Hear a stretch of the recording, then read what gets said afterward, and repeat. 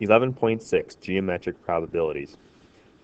Now, just a reminder, probabilities are always a number between 0 and 1, or it could be 0 or 1. It's different than odds. Okay, so probability is the favorable outcomes to the total number of outcomes. It's that ratio. Now, when we start talking about geometric probabilities, we're not necessarily talking about, if I want to know the probability that a point K is on line CD, okay, what's the probability that a point lands on this line? Well, that's kind of an infinite number of points that can be there.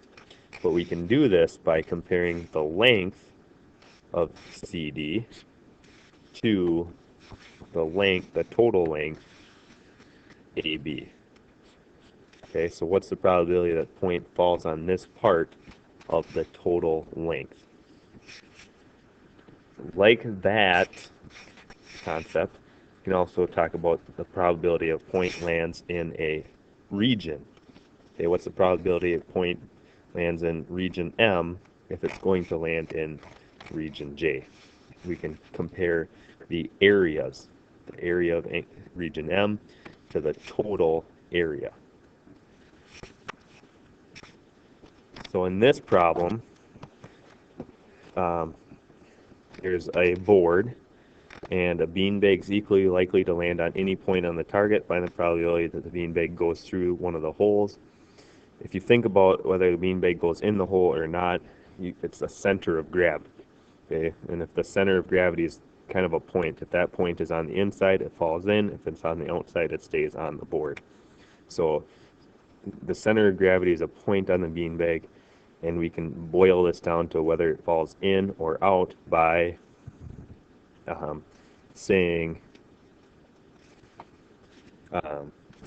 comparing the areas. So the total area is going to be 3 times 4, which is 12, compared to the area of the holes.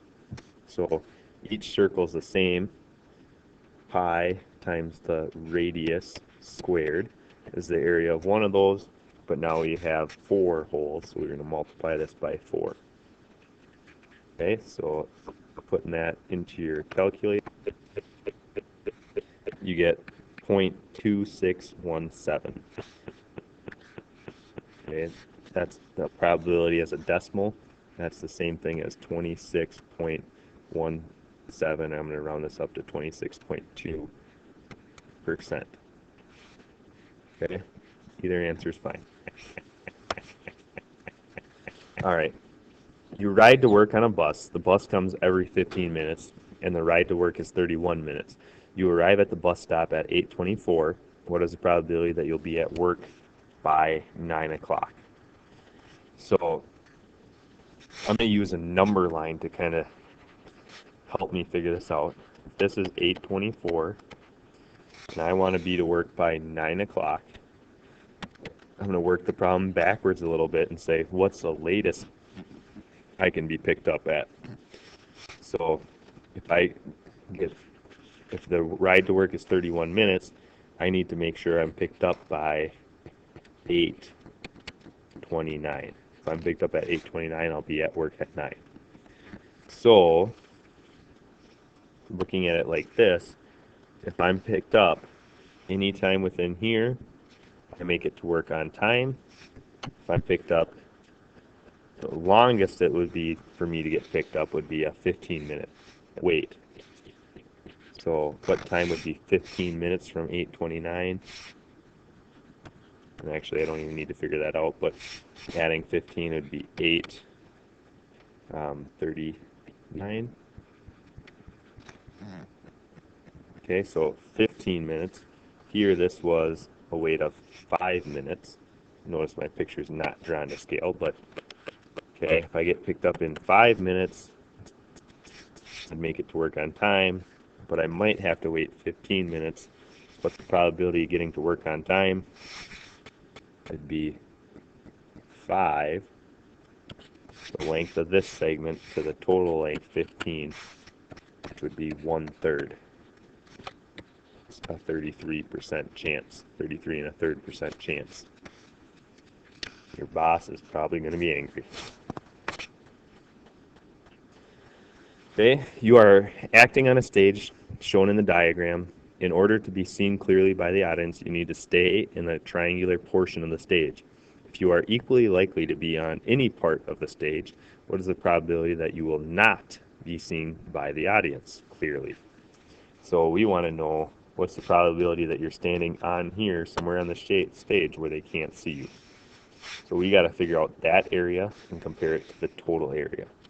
So once again, this is a semicircle, so I'm going to figure out the area of the semicircle. So this area equals 1/2 the area of a circle, pi times the radius squared. Radius of that semicircle, if the whole thing is 5, this radius is going to be 2.5. That's the area of the semicircle.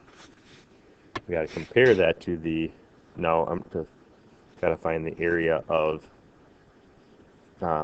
these two pieces by first finding the area of the triangle. So the area of the triangle is going to be 1/2 the base times the height. Now what's going to be the height? Well, it's going to be the same as the radius. So this height is going to be 2.5 as well. So now the area of the two pieces kind of like this. Okay, they're kind of goofy looking, but the area of those two pieces is going to be this number minus that number.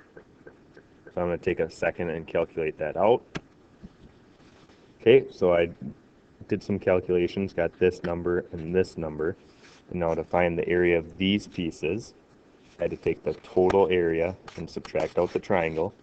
Total area was 9.81, subtracted out the area of the triangle, 4.37, and I got the those pieces. So what's the probability of not being seen by the audience? So the area of those pieces was 5.435.